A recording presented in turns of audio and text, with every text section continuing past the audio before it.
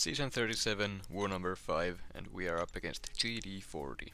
Today my team will be Tigra, Pryde and Omega Sentinel. I will be taking 12 fights this war. I am on path 2 in section 1.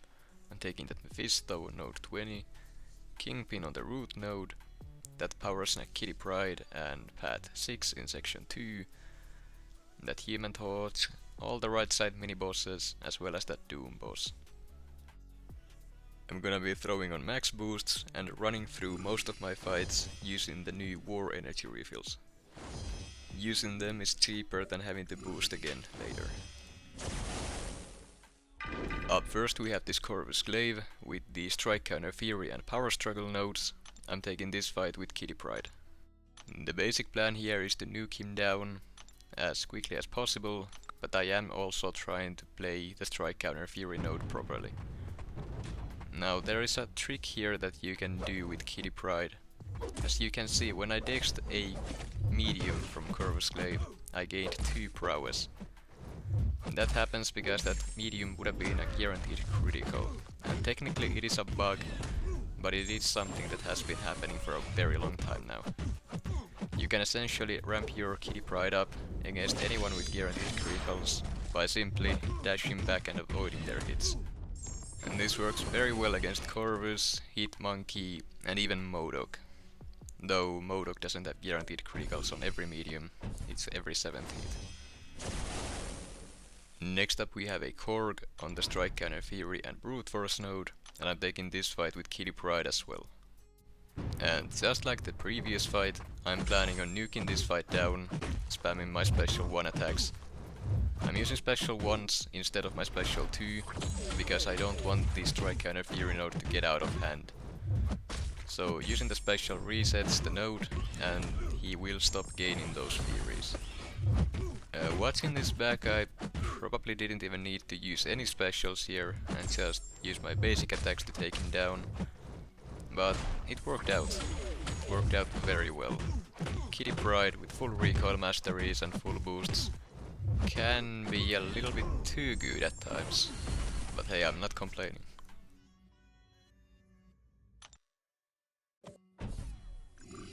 Next up we have a Mephisto on node 20, and I'm taking this fight with Pryde. Now this one can be very scary. I can't use any specials here because of the conduit bug with masochism. So knocking Mephisto down would give him permanent conduit regen, and that would basically guarantee a timeout for me. So all I can do is use my basic attacks and get him down that way. Now the scary part here is that if I can't use specials, the strike counter fury node will keep ramping up his furies, and a single mistake will mean that I'm gonna lose an attack bonus here and lose my deathless streak. I did put on an invulnerability boost, just in case he got to his special 3 or I made a mistake. But yeah, that is only a small safety net. If I get full comboed, I will go down. Those furies are not a joke. I did also put on a special 3 boost, and that was basically useless here. It doesn't matter if I reduce the damage of his special 3 by like 30% when he has that many furies. I'm gonna be dead anyways. Thankfully this Mephisto's AI was nice enough to throw his specials and not become passive, so I did it without any issues. Next up we have a Kingpin on the scared stiff node with power focus 2, and I'm taking this fight with Pryde. I had a teammate place a White Magneto pre-fight here for me, so that I can make sure that I will always have enough prowess to be able to face. Now the plan here is to just keep baiting Kingpin special once over and over again, while building up my own prowess and saving power. I don't want to be using specials if I don't have to. You also need to keep a very close eye on the root timer, because when you're rooted, you can't dash forward. And if you can't dash forward, you can't trigger your phasing with Kitty. You could escape the root by using a special, but that consumes your prowess, as well as gives Kingpin more power. And you really don't wanna push into his special 2 until you're ready to finish him off. I'm slowly but surely taking him down with my basic attacks, and once I think that he is low enough, I go ahead and push into his special 2. I do that because I wanna be facing the beam hits of his special 2 to gain more prowess, so that my special 3 does even more damage. His special 2's beam has 3 hits, which means that you will get 9 prowess from facing it. That is a lot of extra damage on your special, and it would be better to use your special 2 instead of the special 3, but since I didn't use any specials up to this point, I kinda just had to go for the special 3. It didn't quite finish him off, but then he went ahead and threw his special 1 into my face, and that was the fight. Maybe not the best matchup for Kitty, but it worked out. Next up we have a Kitty Pryde on the Power Snack node, and I'm using Omega Sentinel here without using any pre-fights, so that I start in the Cowardice debuff mode. Like you already probably know by now, the Cowardice debuff, or any Cowardice effect, completely removes Kitty Pryde's prowess passives and prevents her from gaining any more for as long as those prowess effects are up. And without any prowess, Kitty Pryde can't phase, and without phasing, she is basically a useless defender. All this fight took was a few basic combos from Omega Sentinel, and because of Kitty Pryde's small health pool, and the fact that Omega Sentinel has the highest base attack in the whole game. Then we have an Annihilus on the prowess build-up unblockable node, and usually I would take this fight with Tigra, but I didn't want to make an extra mastery swap, so I decided to use Kitty instead. The fight itself isn't that difficult with Kitty, but I'm definitely more used to taking Annihilus with Tigra, so I had some issues getting an opening at the start. The game plan here is to build up my prowess and nuke him down with a single special 2, and if that special 2 doesn't finish him off, I have the mutant power boosts up, which should give me enough power to go for another special straight after, and that should be enough to take down most opponents that are not mini-bosses or bosses. I went ahead and faced the last hit of his special 1 to gain more prowess for that special 2. I got some pretty bad RNG on the criticals there, but it was still enough to finish the fight, and didn't have to use any units on mastery swaps for taking the fight with Tigra. Now then we have a prowess build-up unblockable Nick Fury, and I'm using Kitty Pryde here. And this is basically a normal Nick Fury, there isn't anything special about it. I'd say the biggest issue here is the passive disorient I get when I parry him, because that did give me some trouble gaining my prowess, at the start of the fight at least. Now that I'm above 3, everything else is basically not an issue. I just eat the special ones into my face, go for my face intercepts, bait heavy attacks, and that's basically all there is to this fight. I am pretty sure that GT40 actually made this path for me, so that I wouldn't be taking any of the more difficult nodes elsewhere. That being said, they apparently did make their defense so that I wouldn't be able to take their mini-bosses as well as the boss, but they had some sort of miscommunication there, and someone else went ahead and changed their defenders around, resulting in me being able to take all 3 mini-bosses as well as the boss without any issues.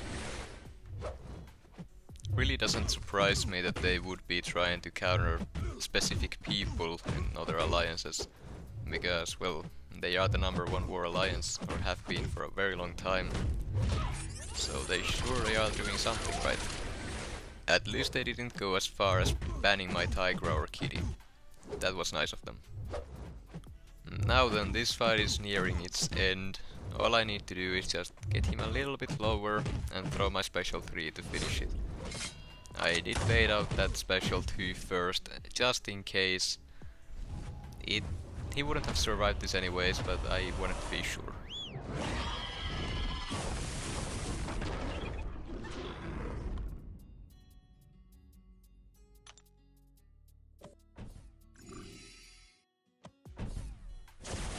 Next up we have a Human Torch on the Ebb and Flow Intercept shared fight, and I'm taking this with Pryde. Now, I myself don't really see the point of this placement, because Human Torch isn't really a difficult defender to begin with. So to put him on a node like this, I don't know, it's just kinda confusing.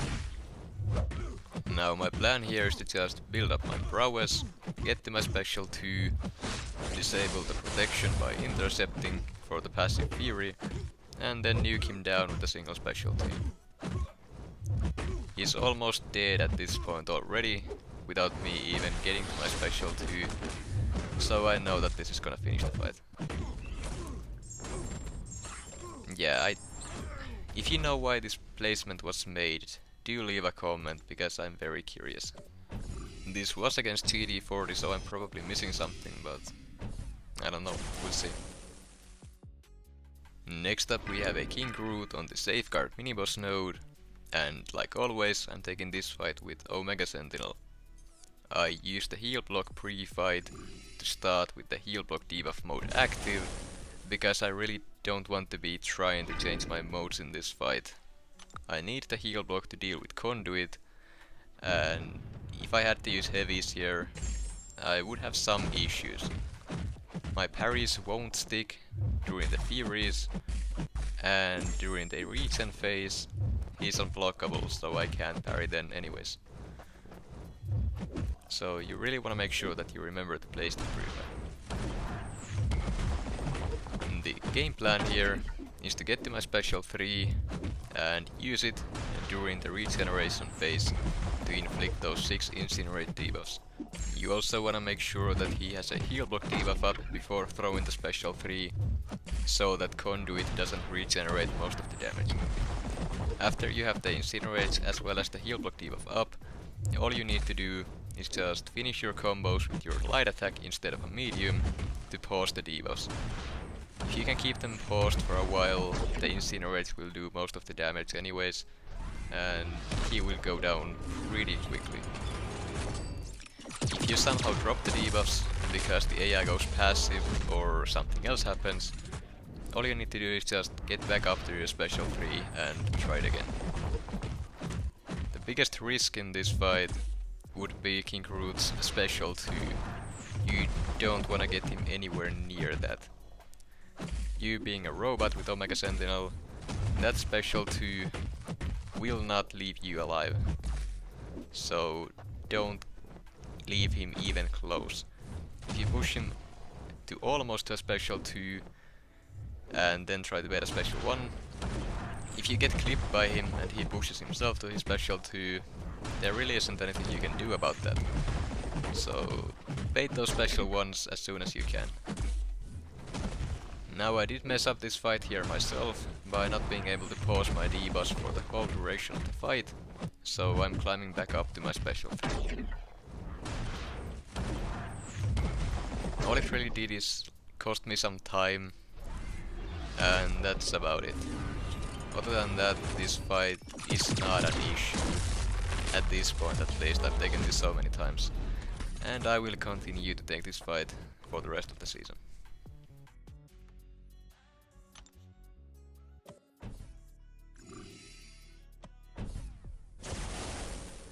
Next up we have a Bishop on the Stunning Reflection miniboss node, and I'm taking this fight with Pryde.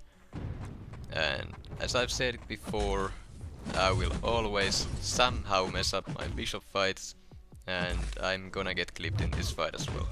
I don't know what it is, but I always mess it up. Now the way I like to fight Bishop is to bait his special 1s and face the bullets. The spacing I use for it is that I dash back twice when he starts the animation and then dash forward to face the bullets. I stand still and let the bullets miss, and then go for another medium to start my next combo. It is a little risky because you need to get back up to your 3 prowess before he can use another special 1, but as long as you're good at your intercepts in the corner, you should be fine. But as I said that, I got clipped here and didn't have enough prowess to face the special, meaning that I had to take a lot of block damage on top of the hits that I ate. The fight itself didn't take all that long and it would have been very easy, but I just messed it up.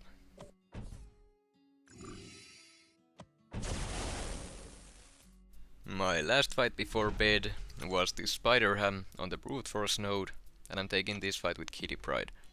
I had a teammate place a white Magneto pre-fight here for me, so that I can get my prowess easier and whenever I need to. Now the game plan here, just like any Spider-Ham, all I need to do is use my special one as soon as I get it.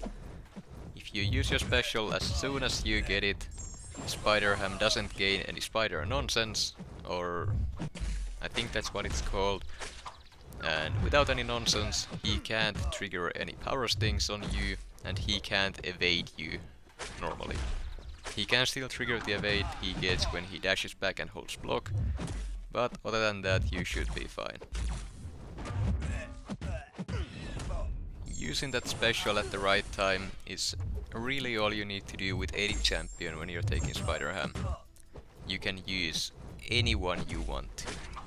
You can use Tigra, Pryde, Hercules, Ghost, Star-Lord, even Groot.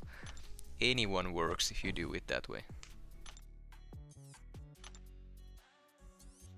And then for my last fight of the war, we have this Dr. Doom boss that I'm taking with Omega Sentinel, and I'm starting with the heal block debuff mode active. For the same reason as the King Groot fight, you need the heal block to deal with Conduit, and also you don't want to be using any heavy attacks in this fight, or even trying to go for them. The game plan is to get up to your special 3 and use it for the incinerates, and then just make sure you have a heal block debuff up and you keep finishing your combos with light attack to keep those debuffs up for the whole fight. The incinerate is where your damage comes from, and the heal block makes sure that Conduit is not a problem. Now this fight is a little scary because of the True Strike node that the boss node has. True Strike completely bypasses your auto block safety net as well as the armor ups completely. As True Strike ignores all resistances and armor, that means that Omega Sentinel, who is normally a very tanky champion, will not be tanky at all against this Doom. And with Doom's block penetration and attack everything, you will take a lot of damage if you keep blocking hits. Now that I've got my special 3, that is the hard part done. Now with the heal block and incinerate debuffs up, all you need to do is just keep baiting Doom's special once, go in for normal combos that you finish with a light attack to keep those debuffs paused. This Doom boss is a lot easier if the opponent has MD5 or at least MD4. You wanna be baiting those special ones for your openings instead of having to rely on baiting heavy attacks or intercepting. If you face a Doom boss that doesn't have MD, it's gonna be a lot harder. That being said, this fight is still doable even if the opponent does not have Mystic Dispersion. All you really need to do is just get back up to your special 3 and use it if you drop your debuffs. Now, I went for my special 3 while my incinerates were still up, and that was a mistake. As you can see, Doom was left at 1%, and that could have been scary. If I didn't take that special 2, I would have been dead. So that was a misplay by me. I definitely shouldn't have done that, but I still got the solo. Now my BG ended up losing to theirs 1-2, and we did end up losing the war 5-6. They sure gave us a chance to win, but we blew it.